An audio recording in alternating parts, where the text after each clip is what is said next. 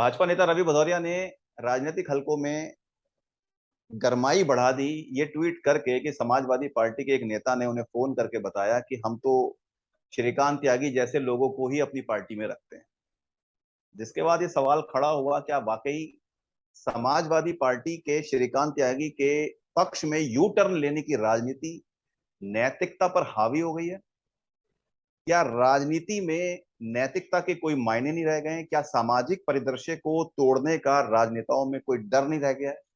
मेरे साथ इस महत्वपूर्ण विषय पर चर्चा करने के लिए पंचायत 24 के संपादक देवेंद्र शर्मा जी हैं, मेरे साथ वरिष्ठ पत्रकार राजेश बैरागी जी हैं, मेरे साथ लीगल मामलों के एक्सपर्ट सुमित कुमार श्रीवास्तव जी हैं, और मेरे साथ इस चर्चा को जन्म देने वाले रवि भदौरिया जी हैं। आप सबका स्वागत है।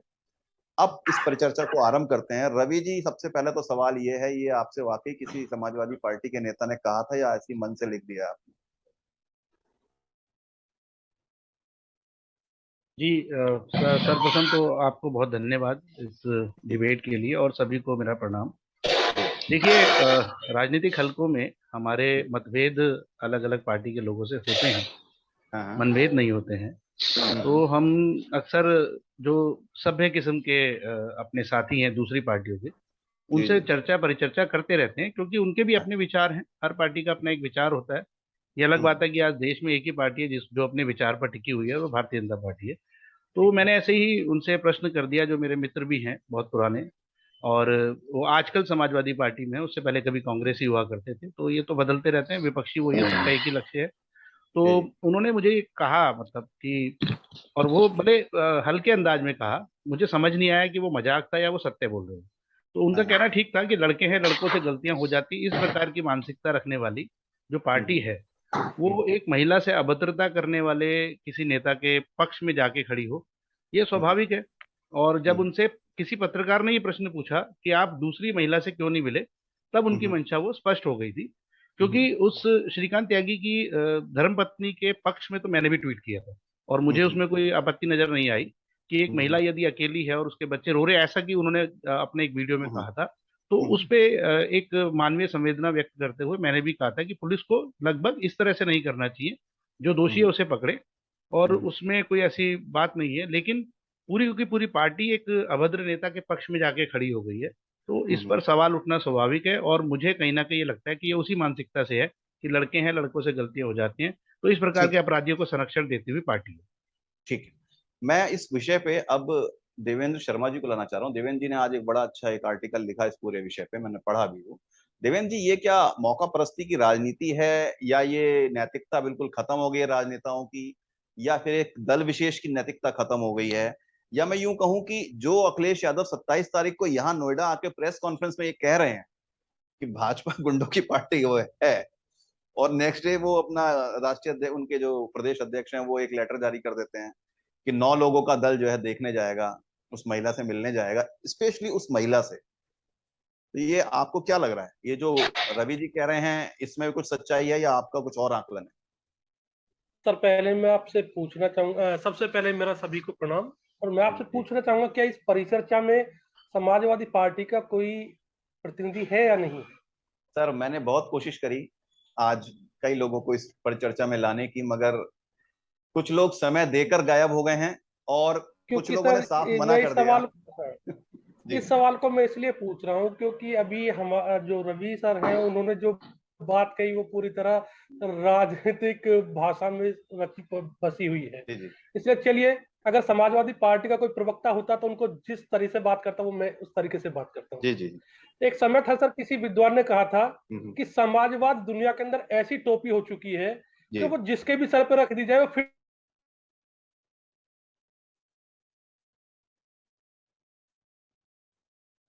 फिट हो जाता है सर। तो नैतिकता की बात तो ये रही सर, जो आपका टॉपिक है। अब आते हैं दूसरी बात कि क्या आज वर्तमान परिस्थितियों में राजनीति नैतिकता का किस स्टैंड पे रहती है? तो सबसे पहली बात तो सर, वर्तमान की राजनीति में नैतिकता इतना फ्लेक्सिबल हो गया, नैतिकता के पैमानों की दीवार इतनी दरक चुकी है कि हर आदमी नैतिकता की परिभाषा अपने तरीके से सेट करता है। जब लोकतंत्र के अंदर बहुमत नैतिकता के पैमाने तय करने लगे, जब किसी देश की राजनीतिक संस्कृति इतने निम्न स्तर पे चली जाए कि व्यक्ति निजी हित और सार्वजनिक हित में अंतर करना भूल जाए, तो सर फिर व्यक्ति अपने हित को सार्वजनिक हित से बड़ा करने के लिए जो प्रपंच रच ले, जो बात कह दे, वह सब नैतिकता के पैमाने पर, विशेषकर राजनीति में तो फिट बैठने ही लगते हैं। मैं आपको रोक रहा हूं देवेंद्र भाई साहब। बेसिक प्रॉब्लम यह है कि जब एक सामान्य आदमी नैतिकता को दाएं बाएं करता है तो उसके लिए प्रावधान होते हैं, दंड होते हैं, और बहुत मैं सारे वहीं इफ आ एंड रहा था बट, सर, मैं वहीं आ रहा था, आपने मुझे जी रोक जी, दिया। इफ एंड हाँ, मैं बट वहीं होते आ हैं। रहा था। लेकिन जी एक राजनेता से या एक सार्वजनिक जीवन जीने वाले व्यक्तियों से ये अपेक्षा की जाती है कि वो कम से कम अपने कुर्ते का रंग सफेद रखें, उस पर दाग ना लगने दें। मैं वहीं आ रहा था सर। जो अखिलेश यादव जी की जो बात हम शुरू कर रहे हैं चर्चा जिस विषय पर, अगर जी उसे हम वर्तमान परिस्थिति में सामाजिक नजरिए से देखें तो यह बिल्कुल राजनीतिक या नैतिकता का बिल्कुल पतन है, निम्न स्तर है। जी जी। लेकिन अगर इसको हम वर्तमान परिस्थिति में राजनीतिक दृष्टि से देखें तो हाँ, चूंकि हमाम में सभी लोग एक कतार में खड़े हैं, तो इसको हम्म। बहुत बड़े गलत पैमाने पर हम नहीं ठहरा सकते हैं। तो इस अच्छा, बात को आपके मैं हिसाब यही से, कहूँ। हाँ, आपके हिसाब से राजनीतिक तौर पे जो आज का माहौल है उसमें तो उसमें अखिलेश जी ने ये गलत सही। नहीं किया है, और अगर अच्छा, अखिलेश जी गलत है तो उनसे पहले बहुत गलत हो चुका है सर। ठीक है। मैं इस मामले पर अब राजेश बैरागी जी को ला रहा हूँ। राजेश जी, महाभारत में जब द्रौपदी का चीरहरण हो रहा था तो उस समय भी जो लोग थे उन्होंने दुर्योधन को ये समझाने की कोशिश नहीं की कि वो जो कर रहा है वो गलत कर रहा है। उन्हें राजनीतिक उस परिदृश्य में वो सब बिल्कुल वही लगा कि जो होना चाहिए था, इसीलिए बहुत सारे लोगों ने मुंह सी लिए और बहुत सारे लोगों ने नजरें झुका ली। आज जो हो रहा है, क्या इस पर भी समय वही कह रहा है कि नजरें झुका ली जाएं, मुंह सी लिए जाएं? महाभारत की आपने बात की है तो इसे द्रौपदी के चीरहरण पर ना ले जा।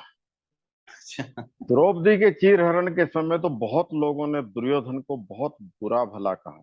हाँ हाँ। विदुर ने तो बिल्कुल बगावत कर दी थी उसी द्यूत क्रीड़ा सभा में। जी लेकिन मैं कहीं और ले जाऊंगा महाभारत। जी जी। जब दुर्योधन ने कर्ण से ये पूछा कि आज तुम्हारे बाणों के सामने अर्जुन था हम्म तो तुमने तीर क्यों नहीं चलाए, हम्म। उसने कहा कि मेरे तीर जब तक उसकी छाती तक पहुंचते तो उस समय सूर्य छिप चुका होता, तो इसलिए मैंने तीर नहीं चलाया। तो दुर्योधन ने कहा कि ऐसी गलतियां तो बहुत सारी हमने भी करी हैं और उसने भी करी है। हम्म। तो कर्ण बोला कि तुम मेरे मित्र हो लेकिन तुम राजकुल से आते हो, इसलिए तुम्हारी 100 गलतियां माफ हो। ओके। मैं जिस सूत पुत्र के रूप में यहाँ हूं, मुझे हम्म इतिहास किसी गलती के लिए क्षमा नहीं करे। हम्म। तो अखिलेश यादव राजकुल से तो आ रहे हैं या? राजकुल से आने वाले जी। लोगों के 100 दोष माफ, ओके। पहली बात। हाँ, दूसरी बात यह है कि इस पूरे मुद्दे का फिर से राजनीतिकरण हो गया है। नहीं तो अदालत भी ये कहती है कि जिस पर आरोप है उसको भी ट्रायल का समय मिलना चाहिए, परीक्षण होना चाहिए। बिल्कुल। अखिलेश यादव ने श्रीकांत त्यागी की पत्नी के उत्पीड़न की संबंध में जानकारी हासिल करने के लिए अपनी पार्टी के 9 सदस्यीय दल को वहां भेजा। जी। इसमें कोई बुरी बात, ठीक। इसमें ना तो श्रीकांत त्यागी का कोई समर्थन हो रहा है।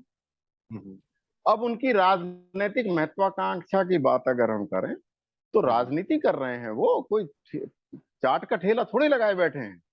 ठीक है। तो राजनीति करने वाले अवसरवादी होते ही हैं। हाँ हाँ। इस सत्य को हमें स्वीकार करना चाहिए। ठीक है, अब मैं आपके पॉइंट को यहीं रोक रहा हूं, मैं लीगल पे आ जा रहा हूं क्योंकि आपने लीगल बात कर दी। सुमित जी, जी लीगल बात यहां पर एक आ गई है कि श्रीकांत त्यागी के साथ बड़ा अन्याय कर दिया जो ये पुलिस है उत्तर प्रदेश की। जी उसने जब वो फरार हो गए, जो भी उन्होंने बदतमीजी करी और उसकी इंतहा की, तो उसके बाद वो पुलिस से बचने के लिए फरार हो गया और उसके बाद पुलिस ने उनकी बीवी और उनकी मामी और उनके बच्चों के साथ बड़ा अन्याय किया। ये एक तर्क है और इसको जी लेकर महापंचायत हो गई, भीड़ तंत्र जमा हो गया, इस बात की मांग की जाने लगी कि श्रीकांत त्यागी के साथ अन्याय हो रहा है। ये लीगल पॉइंट पे। नैतिक पॉइंट मैं अभी पत्रकारों से डिस्कस कर रहा था, राजनीतिक पॉइंट में राजनेताओं से पूछ रहा था, नैतिक पॉइंट मैं आपसे पूछ रहा हूं। जो बैरागी जी ने भी कहा कि नैतिक पॉइंट पे श्रीकांत त्यागी के पक्ष में कितनी चीजें हैं। मैं इस बात को स्पेशली इसलिए पूछ रहा हूं क्योंकि कोर्ट ने गैंगस्टर एक्ट की मांग पे सुप्रीम सॉरी जो आपका सेशन कोर्ट है इसने बेल नहीं दी है। अब आप बताइए। जी देखिए, एक्चुअली इसमें जो घटना, जो एक उत्प्रेरक का काम जिसने किया है, वो घटना है वो ग्रैंड ओमैक्स में जो घटना हुई वो। तो वहां से उसमें बहुत कम सेक्शंस, वो तो outraging modesty of a women और जो हर्ट है वो सारे सेक्शंस हैं जो 323, 354 वगैरह जो आईपीसी के सेक्शंस हैं, उनमें श्रीकांत त्यागी जी को बेल मिल चुकी है। गैंगस्टर एक्ट जो UP gangster and anti social activity prevention act है, उसके सेक्शन 2 में ये डिफाइन किया गया है कि कैसे किसके अगेंस्ट ये गैंगस्टर एक्ट लगाया जा सकता है। एक्चुअली ये पोजीशन है कि श्रीकांत त्यागी जी के खिलाफ 9 ऐसे घटनाएं हैं, 9 एफआईआर रजिस्टर्ड हैं, और उसके बेसिस पे अगर पुलिस ने उनको गैंगस्टर एक्ट में बुक किया है, और कल की ही बात है जब वहां नोएडा के कोर्ट ने उनकी बेल भी रिजेक्ट की है इसी ग्राउंड पे। ये चीजें लोगों के पास क्लियर नहीं जा रही है। लोग ये समझ रहे हैं कि ओमैक्स वाली घटना की वजह से ही श्रीकांत त्यागी जेल में है, ऐसा नहीं है। उस केस में उनको बेल मिल चुकी है। अच्छा, लेकिन उनके जो एंटीसीडेंट हैं, जो कृत्य हैं पूर्व के, जो 9 केसेस हैं, उनकी वजह से ये गैंगस्टर एक्ट लगा है और वहां उन्हें बेल नहीं मिल रही। तो आप ये कहना चाह रहे हैं सुमित जी, इसमें ये भी पूछा जाना चाहिए, इसमें ये पूछा जाना चाहिए कि इस घटना से पहले ये 9 एफआईआर थी जी, तब पुलिस गैंगस्टर एक्ट नहीं लगा रही थी। हाँ, मैं इसी पॉइंट पे आ रहा था सुमित जी। बेसिक सवाल ये है कि लोगों को ये लग रहा है कि सारा समस्या एक प्रोग्राम से हो गया, एक घटना से हो गई, जबकि सच ये है कि उसके पीछे एक पूरी चेन है। लेकिन पुलिस इस घटना के बाद ही एक्टिव हुई, इससे पहले क्या भाजपा से संरक्षण मिल रहा था उसको?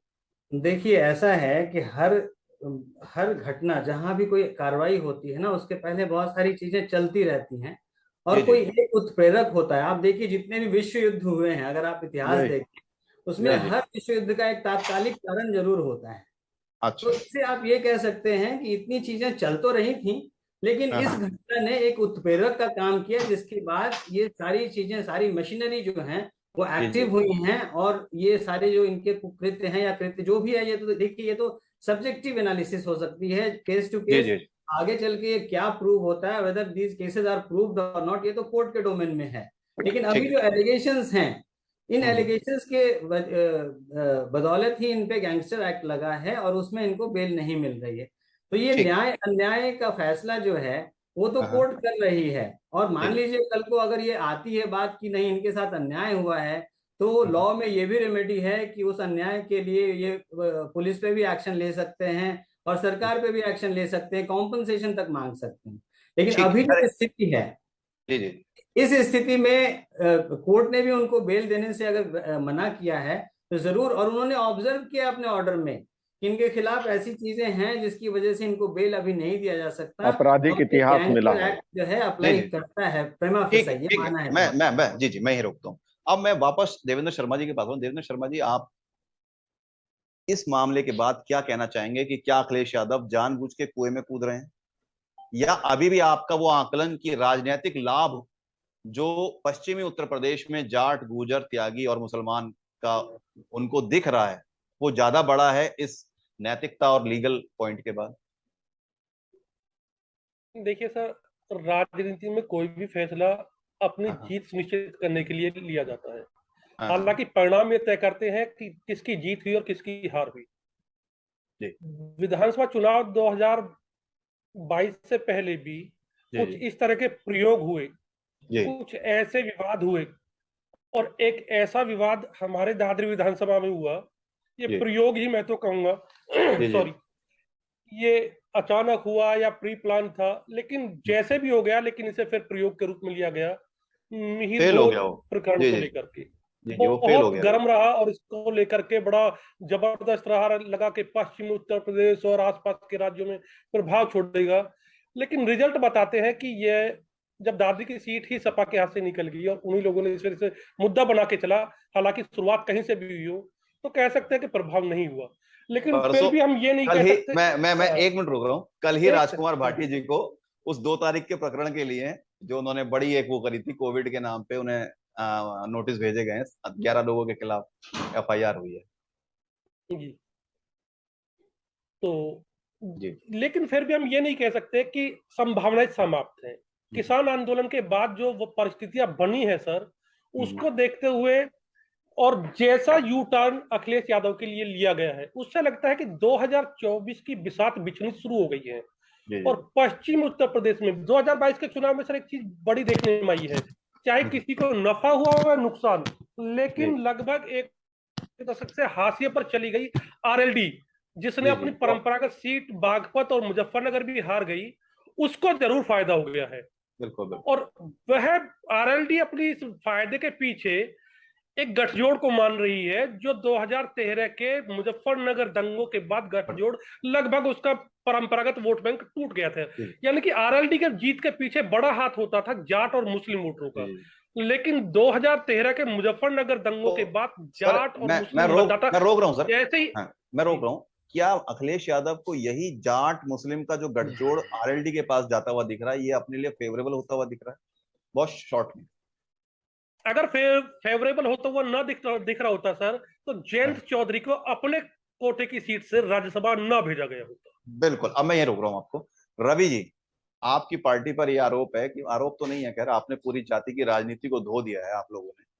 आपके हिसाब से जाति की राजनीति कहीं एग्जिस्ट नहीं करती, लेकिन फिर भी पश्चिमी उत्तर प्रदेश में जाट, मुसलमान, गुजर और अब त्यागी, इन जातियों के बलबूते आपको 2024 में रोकने की कोशिश हो रही है। ये जो त्यागी वाला प्रकरण है, अखिलेश यादव का यू टर्न है, जिसपे आपने ट्वीट भी लिखा, क्या ये सब उसी की आगे की तैयारी है? देखिए अशु भाई, मैं तो अभी इतने गुणी जन हमारे वरिष्ठ पत्रकार बैठे हैं और एडवोकेट साहब सुमित जी की भी मैं बात सुन रहा था। एक बात तो तय है, ये बात सबने मानी है कि अखिलेश जी ने प्योर राजनीतिक कारणों से ये निर्णय लिया, और आपका प्रश्न भी उससे जुड़ा हुआ है। देखिए, भाजपा जाति की राजनीति नहीं करती है, ये सर्वमान्य सत्य है, क्योंकि यदि कोई भी पार्टी जाति की राजनीति करती है, वो हाशिए पे या तो चली जाती है या किसी एक इक्का दुक्का राज्य में सिमट जाती है। तो भाजपा सर्वविदित है, सर्वमान्य है। तो अब ये कितना भी जाति की राजनीति कर लें, अब अगर जाट और मुस्लिम वोट बैंक या जाट गुजर वोट बैंक, अभी देवेंद्र जी ने बताया कि सम्राट मिहिर भोज वाला जो प्रकरण हुआ था, उसमें ऐसा लगा था कि पूरे प्रदेश भर के गुजर समाज के लोग भाजपा का विरोध कर देंगे, और दादरी को हमने रिकॉर्ड मतों से जीता है, जहां पे सबसे ज्यादा गुजर समाज के वोट माने जाते हैं। देखिए, बार बार हिंदू समाज को जाति के आधार पे विघटित करने के जो कृत्य होते हैं ना, उसमें सबसे आगे कांग्रेस, सपा, बसपा, इस तरह की पार्टियां रहती हैं, जिनको डर है कि जिस दिन हिंदू एक हो गया, उस दिन इनका सुपड़ा साफ हो जाएगा, जो कि हो भी रहा है।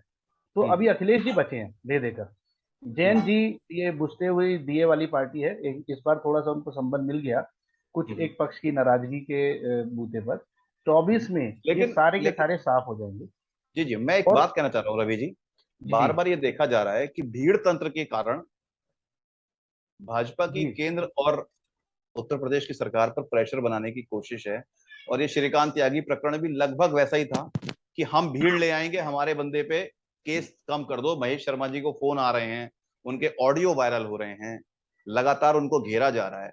ये तो क्या भाजपा ने घुटने टेक दिए भीड़ तंत्र के आगे? नहीं, ये तो एक मैं साफ साफ बोलता हूँ, मेरे दो पत्रकार बंधु भी यहाँ बैठे हैं, ये तो एक गठजोड़ है जो विपक्ष का, उसकी राजनीति है, जो ये ऑडियो वायरल होना या कुछ एक पोर्टल जो इसको लिख देते हैं और इस बात को हवा में उछालते हैं। मैं जानता हूँ पर्सनली, मैं नाम नहीं लूंगा किसी का, मेरी पत्रकारों से मित्रता ज्यादा है। आपकी पार्टी के एक विधायक जी का भी नाम आता है उसमें, तो फिर क्या कहें? नहीं, देखिए, वो तो राजनीति करने वाले तो लगाएंगे ना। अब सब कुछ, अब हर जगह हम ही है, अब हर जगह हम है, हर जनप्रतिनिधि हमारी पार्टी से है, तो लोगों को तो मौका चाहिए, वो तो कुछ ना कुछ बोलेंगे। ऐसा होता तो हमारी पार्टी इतने आगे नहीं होती। खैर, मैं उस विषय पे अभी नहीं जा रहा। आशु सर, एक बात मैं कहना चाहूंगा रवीश भाई की बात पर। जी। ये तो सही है कि जिले में इनकी पार्टी का विरोध करने के लिए विपक्ष बहुत दमदार नहीं है, लेकिन यह भी सही है कि पार्टी के अंदर बहुत दमदार विपक्ष खड़ा हो गया है।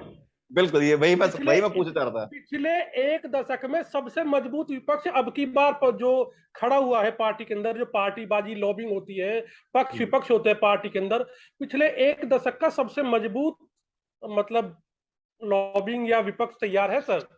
जी जी देखिए, वो पत्रकार हैं, स्वतंत्र है अपने विचार रखने के लिए, लेकिन मैं आपको बता देता हूँ, भारतीय जनता पार्टी के विचार पे बनी हुई पार्टी है। जो संघ से हमें जो विचार मिले, जो हिंदुत्व की हमारी जो विचारधारा है, उसके पक्ष, उसके विचार पे टिके होने के कारण यहाँ पे कभी फूट नहीं होती है। कभी भी देखिए, भाजपा के एमएलए नहीं बिकते, भाजपा के एमएलए नहीं भागते, इस तरह की बातें आपने देखी होंगी। वो तो खरीदने का इल्जाम ही आप पे है। नहीं, खरीदने का इल्जाम ही आप पे, तो बिकेंगे कहाँ से सर? तो फिर बिहार में किसने खरीद लिए? बिहार में किसने खरीदे? देखिए, राजनीति में जाएंगे तो अब सब जगह हमारी सरकार है, तो हम क्या कर सकते हैं? जनता हमें चाहती है। और दूसरा मैं बताता हूँ, ये जो गुटबाजी वाली बात भाई साहब ने कही है, ये विपक्ष के द्वारा गढ़ी हुई बातें हैं और उनके चंद पत्रकार बंधुओं के द्वारा गढ़ी हुई बातें हैं। टॉपिक पे रहते हैं। हाँ, टॉपिक पे रहते हैं। क्या भाजपा ने घुटने टेक रखे हैं ये भीड़ तंत्र के आगे? चाहे किसान आंदोलन हो, चाहे बिल्कुल नहीं।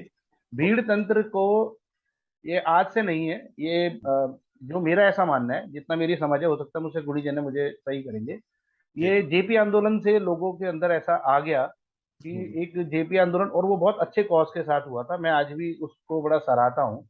वो जेपी आंदोलन के समय से ही ऐसा एक व्यवहार में आ गया कि आंदोलन होगा, आंदोलन से फिर हमें राजनीति का मौका मिलेगा, जिसका लेटेस्ट उदाहरण केजरीवाल जी भी है। तो लोगों को लगता है कि भीड़ के द्वारा हम नेतागिरी कर लेंगे, और विपक्ष को लगता है कि भीड़ के द्वारा सरकार को अस्थिर करके हमारे चांस बढ़ जाएंगे। तो ये राजनीति में स्वतः होता है और ये होता रहेगा, इसको आप और हम रोक नहीं सकते। ठीक है, मैं बैरागी जी को ला रहा हूँ। बैरागी जी, भीड़ और आंदोलन, उसका फायदा अगर विपक्ष नहीं उठाएगा तो कौन उठाएगा? ये तो जाहिर सी बात है, विपक्ष का काम ही है कि वो किसी भी ऐसे मुद्दे का फायदा उठाए जो जनता जिस बात पे नाराज है।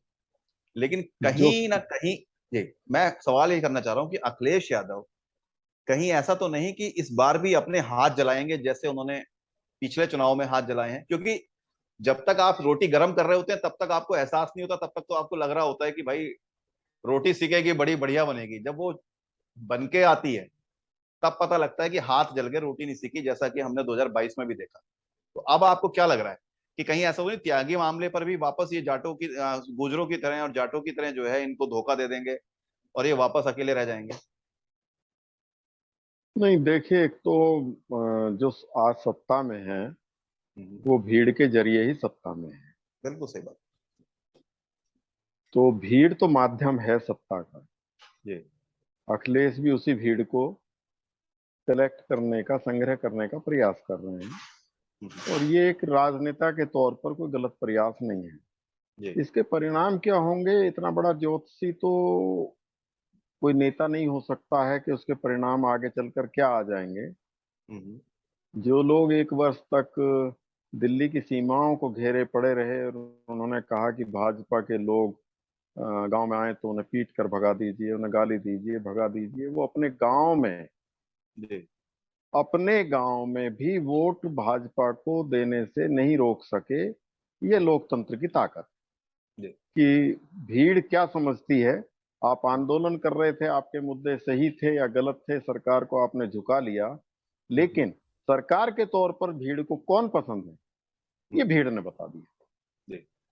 ये दोनों बातें अलग अलग हैं, लेकिन इसमें अखिलेश ने क्या गलत किया? अखिलेश ने वही किया जो मैं गलत और सही की बात नहीं कर रहा हूं, मैं नैतिकता, राजनीति और अवसरवादिता की बात ये है कि अखिलेश ने अपने पिता की बातों को संभवतः